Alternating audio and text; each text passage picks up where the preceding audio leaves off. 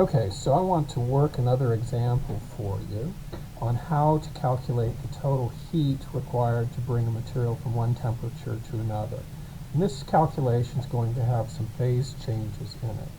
Remember that what we're really doing when we do this type of calculation is we're adding heat, but heat is really internal energy, and by adding heat to the system we're disrupting the intermolecular interactions, which allows us to move from phase to phase to phase. So the question that we is how much heat is required to warm 10 grams of ice initially at minus 10 degrees C to steam at 110 degrees Celsius. This diagram shows us the process, and the process goes through 5 distinct steps.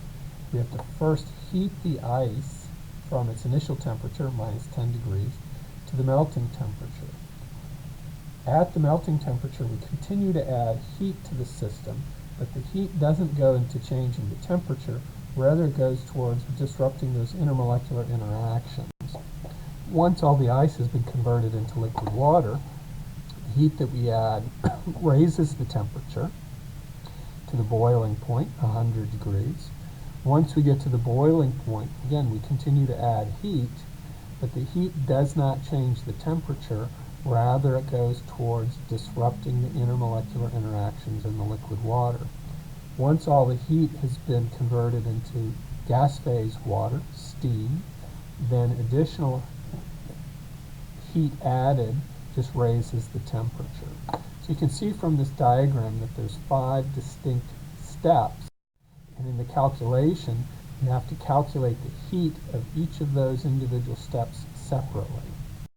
The heat required to raise the temperature of the ice from minus 10 to 0 is just calculated used by this formula, which relates the mass, the heat capacity, and the temperature change.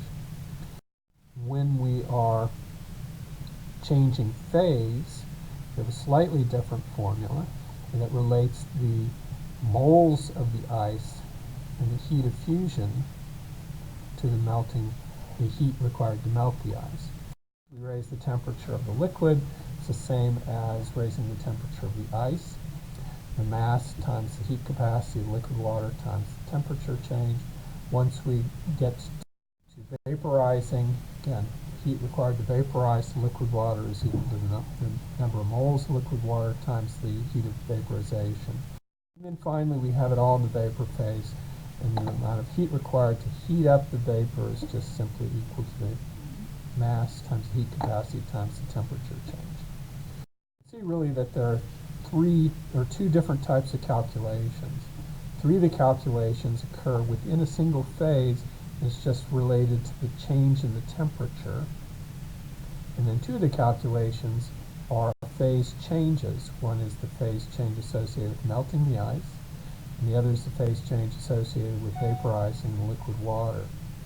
These 2 types of calculations differ principally in the fact that within a single phase, looking to change the looking to the heat related to the temperature change relies upon the mass of the material, whereas the phase change makes use of the number of moles of material. So we have to pay attention to that as we go along. Using these formulas, we can look up values for the heat capacity and calculate out the heat required for each of these steps. So first off, heating the ice, we can see that the heat required to heat up the ice from minus 10 to 0 is equal to the number of grams of the ice, 10 grams, times the heat capacity, times the temperature change being the final temperature minus the initial temperature. The heat capacity for ice is 2.09 joules per gram degrees C. When we do this calculation, it works out to be 209 joules, or 0.209 kilojoules of heat required to make that temperature change.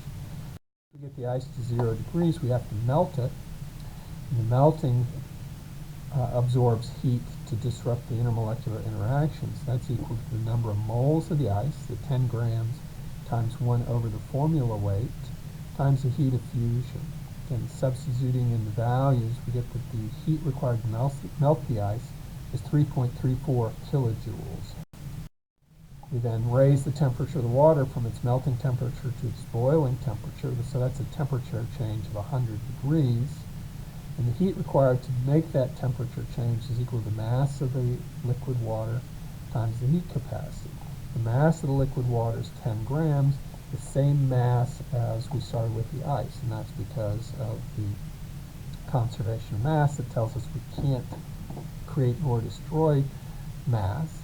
So if we started with 10 grams of ice, even though we've converted it to liquid, we maintain 10 grams of the water. Do this calculation, we end up with the heat required to heat the liquid water from 0 up to 100 degrees is 4.18 kilojoules. At 100 degrees, we have to convert the liquid water to steam. It's equal to the number of moles of liquid water times the heat of vaporization. The heat of vaporization is 40.7 kilojoules per mole. This is a really large number. It tells us it takes a lot of heat to vaporize liquid water. That works out to be 22.61 kilojoules. And then finally, once we're in the vapor phase water needs to be raised from 100 to 110 degrees, and that's related to the mass times the heat capacity, 2.01 joules, and the temperature difference. The heat required to heat up the vapor that is 10 degrees is equal to 0.201 kilojoules. We then take and add those all together. We get a total heat required to move the ice from minus 10 degrees to vapor phase water at 110 degrees, 120 degree temperature change with two phase changes requiring 30.8 kilojoules. If you look at the individual contributions, you can see that the largest single contribution is due to the vaporization of the water. The next largest is moving the liquid water from 0 to 110 degrees. And the next largest is the heat required to melt the ice. The heat required to raise the temperature of the ice or to raise the temperature of the vapor is really nominal compared to those three contributions.